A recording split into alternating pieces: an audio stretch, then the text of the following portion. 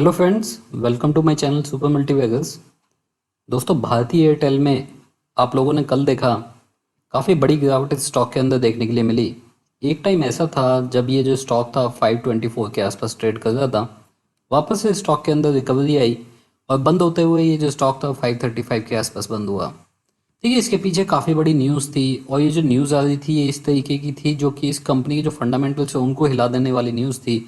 और कुछ ऐसी इंफॉर्मेशन यहाँ पे आई, कुछ ऐसी गलती यहाँ पे देखने के लिए मिली है जो कि बाद में भारती ने क्लैरिफाई भी की है कि ये चीज़ें गलती थी और गलती की वजह से इस कंपनी को काफ़ी नुकसान देखने के लिए मिला है। स्पेशली जो इन्वेस्टर्स हैं जिन्होंने पैसा लगा के रखा है इस स्टॉक के अंदर, उनको काफ़ी प्रॉब्लम हुई। उनका जो स्टॉक है वो बिना वजह बिना किसी बात के वो गिरता हुआ दिखाई दिया है। इसी के बारे में थोड़ा सा एनालिसिस करेंगे कि ये जो न्यूज़ आई है ये कौन सी न्यूज़ है, किस तरीके की न्यूज़ है, उसका क्या इम्पैक्ट इस स्टॉक के ऊपर पड़ता है और उससे इस कंपनी का जो स्टॉक है वो क्यों गिरा है और वो जो न्यूज़ है वो सच है या गलत है। वो सारी चीज़ें हम यहाँ इस वीडियो के अंदर जानने की कोशिश करेंगे। अगर आप फर्स्ट टाइम चैनल के ऊपर आए हैं या फर्स्ट टाइम मेरा कोई वीडियो वॉच कर रहे हैं तो चैनल को सब्सक्राइब जरूर कर लीजिएगा। फ्यूचर में इसी तरीके के इन्फॉर्मेटिव वीडियोस आपको टाइम टू टाइम मिलते रहेंगे। तो चलिए स्टार्ट करते हैं। सबसे पहले इस कंपनी का जो स्टॉक प्राइस है उसको आप देखिए किस तरीके से यहाँ पे ट्रेड रहा है। ये है कल की कैंडल। ये यहाँ पे जो ये कैंडल आप देख रहे हैं ये कल के दिन में फॉर्म हुई है। नीचे की तरफ देखेंगे तो आप 524 के आसपास आपको दिखाई देगा। जो स्टॉक ओपन हुआ था वो करीब 545 के आसपास ओपन हुआ था और वहां से आपको काफ़ी अच्छी खासी गिरावट इस स्टॉक के अंदर देखने के लिए मिली। देखिए, पिछले 2-3 दिन का अगर आप वॉल्यूम चार्ट देखेंगे यहाँ पे तो आपको पता चलेगा पिछले 2 दिन से अच्छी खासी वॉल्यूम इस स्टॉक के अंदर आ रही है और स्टॉक नेगेटिव रिटर्न दे रहा है। स्टॉक में गिरावट आ रही है, अच्छी वॉल्यूम के साथ इस स्टॉक के अंदर गिरावट आ रही है जो कि एक चिंता की बात है। दरअसल होता है ऐसा है कि अगर स्टॉक में गिरावट है और वॉल्यूम आपकी कम है तो आप मैनेज कर सकते हो, लेकिन अगर वॉल्यूम ज़्यादा होती है और गिरावट देखने के लिए मिलती है तो आपको समझना पड़ता है कि कहीं ना कहीं कोई प्रॉब्लम है। अब ये जो प्रॉब्लम है ये प्रॉब्लम निकल के आई एक न्यूज़ की फॉर्म में, जो कि पता चला कि इसके पीछे कोई न्यूज़ आ रही थी और वो जो न्यूज़ थी वो आपको पता चलता है कि वो आ रही थी मॉर्गन स्टैनली का जो इंडेक्स है उसकी तरफ से। MSCI जो इंडेक्स है उसकी तरफ से ये जो न्यूज़ है ये आपको आती दिखाई दी।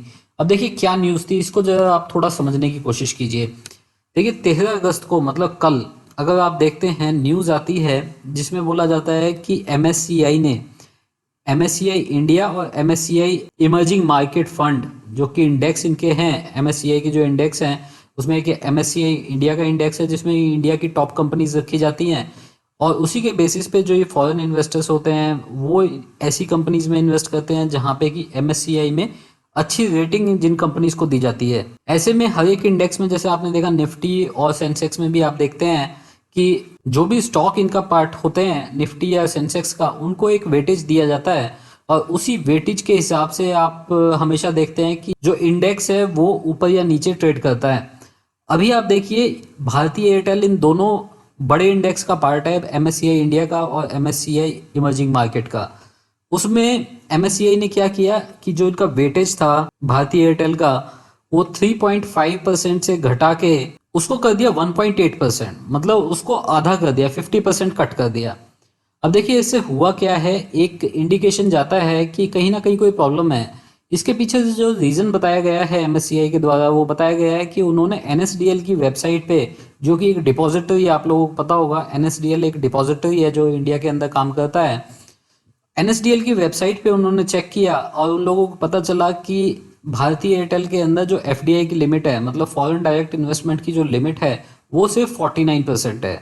तो ये एक नेगेटिव इंडिकेशन गया MSCI के लिए और MSCI ने इस पर्टिकुलर पॉइंट की वजह से जो इस कंपनी का वेटेज था वो अपने इंडेक्स के अंदर कट कर दिया, 50% कट कर दिया। और इससे एक इंफॉर्मेशन बाहर जाती है जो बाहर के इन्वेस्टर्स हैं कि इस कंपनी में जो फॉरेन डायरेक्ट इन्वेस्टमेंट की जो लिमिट है वो काफ़ी कम है।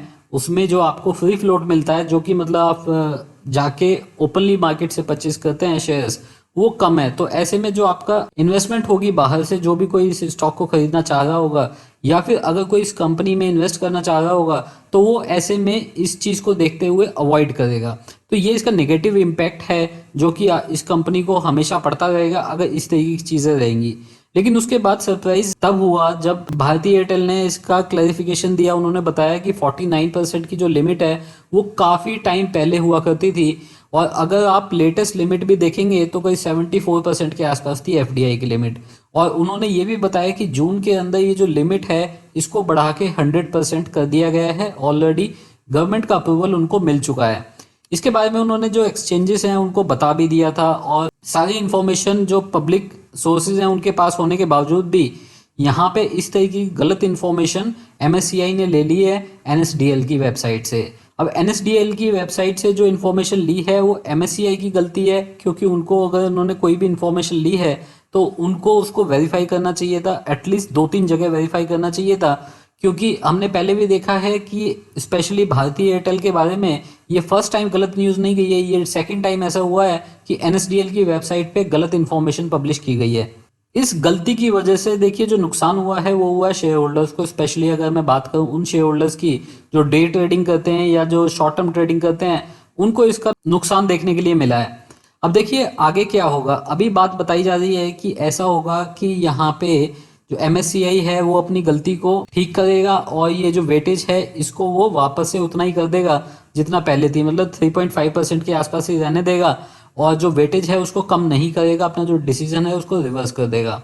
अगर ये डिसीजन रिवर्स हो जाता है, जो कि बहुत ही लाइकली है, मतलब ऐसा लगता है कि शायद कल ही हो जाएगा या आजकल में ही हो जाएगा, लेकिन अगर ऐसा नहीं हो पाया किसी वजह से तो देखिए ये एक बहुत ही गलत इंडिकेशन देगा इस कंपनी के स्टॉक प्राइस पे। होगा क्या, बाहर के जो इन्वेस्टर्स हैं, स्पेशली जो फॉरेन इंस्टीट्यूशनल बायर्स हैं, एफआईआईज जो हैं, वो इस कंपनी के शेयर्स को बेचना स्टार्ट कर देंगे। कितनी बड़ी सेलिंग आ सकती है वो देखिए। इसकी वजह से करीब $300 मिलियन से लेके $500 मिलियन के आसपास की सेलिंग इस स्टॉक के अंदर देखने के लिए मिल सकती है, अगर इस न्यूज़ को, इस गलती को ठीक नहीं किया गया। देखिए इस तरीके की जो गलती होती है वो ऐसे नहीं है कि एमएससीआई को पता नहीं था या एमएससीआई के पास इतने रिसोर्सेज नहीं है कि वो ये सारी चीज़ें चेक करें। ये सारी चीजें देखते हुए ऐसा लगता है कि कहीं ना कहीं कुछ ऐसा ना हो, इन्वेस्टर्स को कुछ गलत इंडिकेशन देने के लिए, सेंटिमेंट्स नेगेटिव करने के लिए इस तरह की गलत इन्फॉर्मेशन मार्केट में निकाल दी गई हो। हालांकि अगर आप एमएससीआई को देखें तो एमएससीआई कभी ये चीजें करता नहीं है, लेकिन जो भारती और वोडाफोन के साथ आज की डेट में हो रहा है, जो हम पिछले कुछ दिनों से देख रहे हैं, इन दोनों कंपनीज को काफी ज्यादा प्रॉब्लम्स झेलनी पड़ रही हैं। रेगुलेटर्स के साथ भी इन कंपनीज को प्रॉब्लम झेलनी पड़ रही है, और ओपन मार्केट में भी अलग अलग तरीके के र्यूमर इन कंपनीज के लिए आ रहे हैं, अलग अलग तरीके की इन्फॉर्मेशन मार्केट में फ्लोट हो रही है जो कि इन कंपनीज के लिए ठीक नहीं है और इन कंपनीज के अगेंस्ट एक नेगेटिव सेंटीमेंट्स क्रिएट करती हैं। तो ये सारी चीजें देख के लगता है कि कहीं ना कहीं कुछ गड़बड़ हो सकती है। ऐसी सिचुएशन में आप लोगों को थोड़ा सा कॉशियस रहना है और सोच समझ के मार्केट में सारी इन्फॉर्मेशन लेके ही मार्केट के अंदर पैसा लगाना है। और ये जो न्यूज़ हैं जो कि गलत न्यूज़ हैं या मार्केट में गलती से फैलाई गई हैं या फिर इनको आप र्यूमर बोल सकते हो, इस तरीके की न्यूज़ को आपको अवॉइड करना है, बिल्कुल इनके बारे में सोचना नहीं है। दोस्तों उम्मीद करता हूँ आपको ये वीडियो इन्फॉर्मेशन अच्छी लगी होगी। अगर आपको ये वीडियो पसंद आया तो आप इस वीडियो को लाइक जरूर कीजिएगा। आप इस चैनल को सब्सक्राइब कर लीजिए। फ्यूचर में इसी तरह की इन्फॉर्मेटिव वीडियोस आपको टाइम टू टाइम मिलती रहेंगी। अभी के लिए इतना ही। Thank you very much. Take care. Bye bye.